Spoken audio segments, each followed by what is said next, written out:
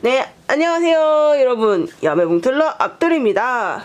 오늘은 여러분과 함께 지난번부터 계속 말씀을 드렸던 오버록에 관련된 이야기를 해보고자 합니다. 처음 미싱을 시작하는 분들은 가정용 미싱 한 대만 있으면 모든 것을 이룰 수 있을 것 같은 그런 환상에 빠지게 되죠. 하지만 현실은 계속 뭘 사게 됩니다. 제가 이제 옷을 만드는 분들은 특히 오버록 구입을 추천을 드리는데, 이제 자꾸 뭘 사라고 하니까 얘 왜 계속 뭘 사라고 하지? 마음에 안 드는데 라고 생각을 할 수가 있지만, 오버록은 정말 구입을 하면 절대 후회하지 않는 그런 아이템입니다. 자, 우리가 이제 오버록이 없을 때 어떻게 하죠? 오버록의 가장 큰 역할은 시접을 정리하는 역할입니다. 근데 이제 가정용 미싱에는 오버록이 없는 분들을 위해서 오버록 패턴이나 지그재그 패턴이 있어요. 그래서 어떻게 하냐면은, 이렇게 미싱에 보시면은 이런 지그재그 패턴이나 이런 오버록 패턴을 이용해서 시접을 정리하게 되는데요.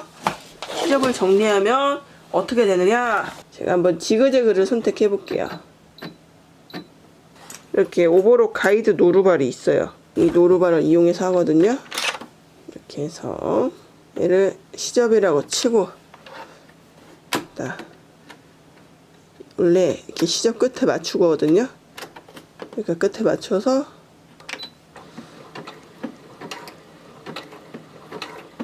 됐다.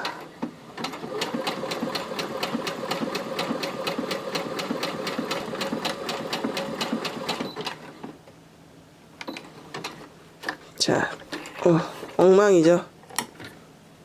지금 이게 다이마루 원단이라서 제대로 안 됐는데, 대충 이런 식으로 가정용 미싱을 이용해서 시접을 정리를 합니다.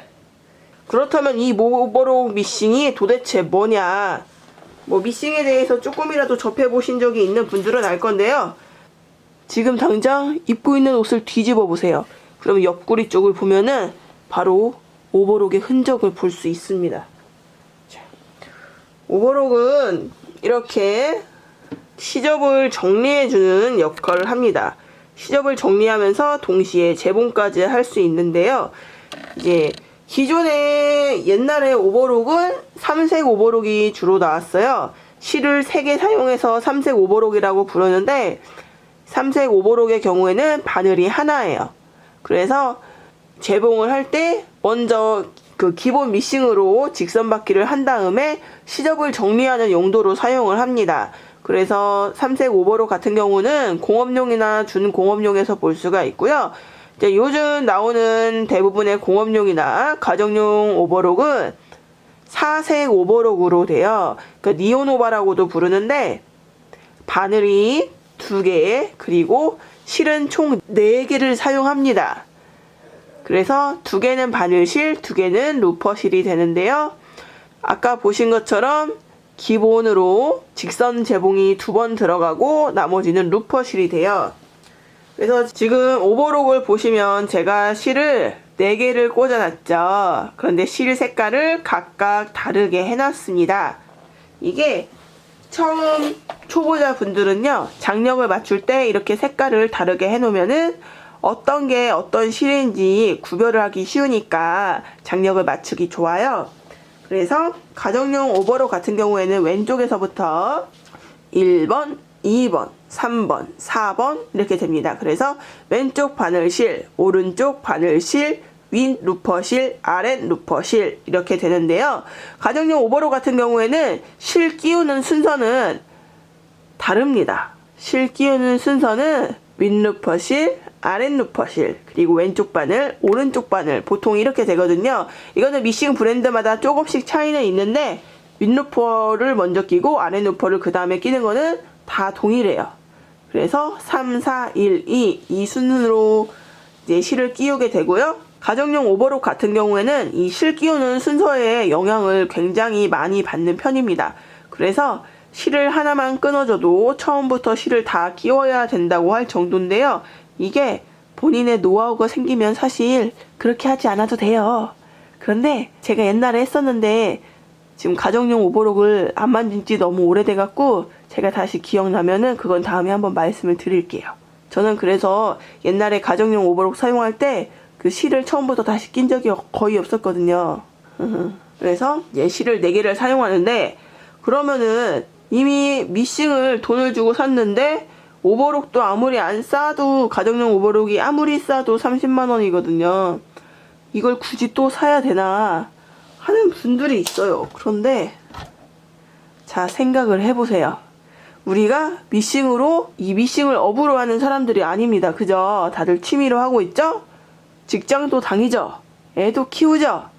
우리 24시간이 모자란 사람들이에요. 그런데 그 조금 있는 시간을 쪼개가지고 옷을 만들어 보고 있는데, 소품을 만들어 보고 있는데, 그 시간을 단축해 준다면, 한 번 사서 오래 쓸 수 있다면 투자할 가치가 있지 않습니까? 우유빛깔 오버록입니다.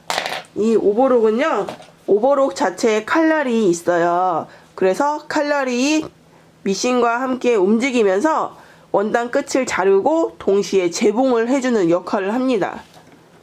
자, 그래서 보시면은 이렇게 끼우고 이쪽에 칼날이 있어요.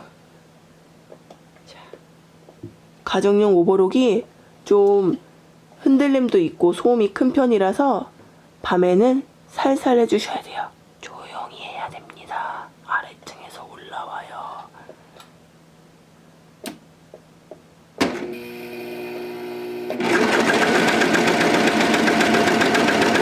자, 원단이 잘려 나가고 있죠.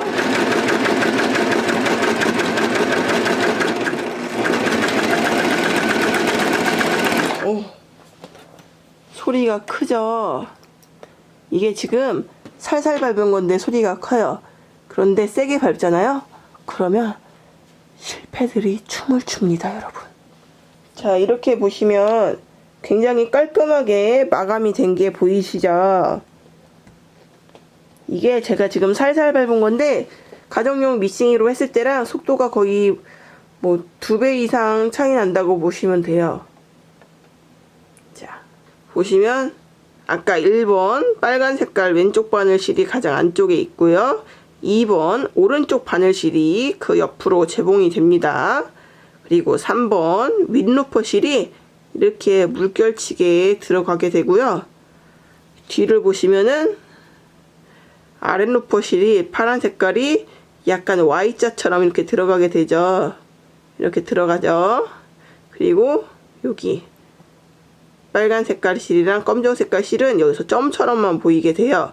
그런데 장력이 잘 맞지 않으면 이게 막 고리처럼 올라오거나 그렇게 됩니다. 이 옆에서 보면요, 여기에서 노란 색깔 실이랑 파란 색깔 실이 이렇게 만나게 돼요. 일정한 위치에서. 이렇게 되었을 때 땀이 예쁘게 나왔다고 볼 수 있는데, 아무래도 이제 원단의 영향을 좀 많이 받게 됩니다. 그래서 오버록을 사용할 때에는 항상 자투리에 2겹으로 테스트를 해 본 다음에 이제 옷 만들기를 하시면 돼요. 그래서 이제 원단에 맞게 땀 길이나 장력 같은 거 조절을 해 주시면 돼요. 그래서 오버록을 사용하시면 이렇게 늘어나는 원단의 신축성을 그대로 살리면서 한 번에 본봉과 시접 정리를 함께 할 수 있기 때문에, 특히 맨투맨 같은 거 만들 때에는 가정용 미싱을 일절 사용하지 않고 가정용 오버록만으로 옷을 완성할 수가 있습니다. 그런데 이제 공업량으로 넘어가게 되면요, 속도도 빠르고요, 힘도 좋고요, 그리고 소음면에서 굉장히 탁월한 차이가 납니다.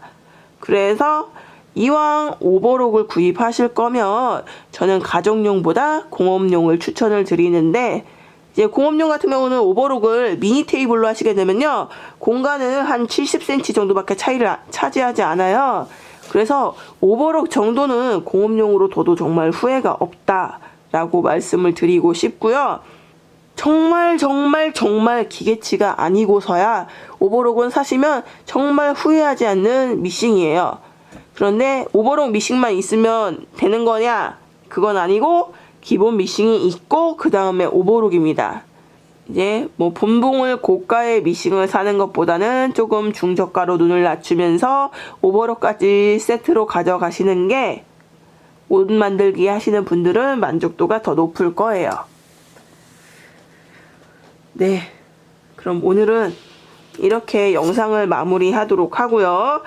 일반 그 오버록 패턴으로 그 가정용 미싱 제봉했을 때와 오버록을 사용해서 제봉을 했을 때와 그 차이. 자, 가정용 미싱으로 오버록 지그재그를 이용해서 시접을 정리했을 때와 오버록으로 시접을 정리했을 때와 차이가 정말 극명하게 차이가 나죠. 오버록은 잘 샀다 싶어요. 그래서 공업용으로 갈아탈 때도 오버록을 가장 먼저 구입을 했고요. 이렇게 원단이 이렇게 늘어나죠. 이 원단의 늘어나는 특성을 그대로 살리면서 제봉을 할 수 있는 것이 바로 오버록입니다. 근데 가정용 미싱 같은 경우는 미실을 날라리 살을 쓰지 않으면요, 이렇게 당기면요 툭툭 터져요.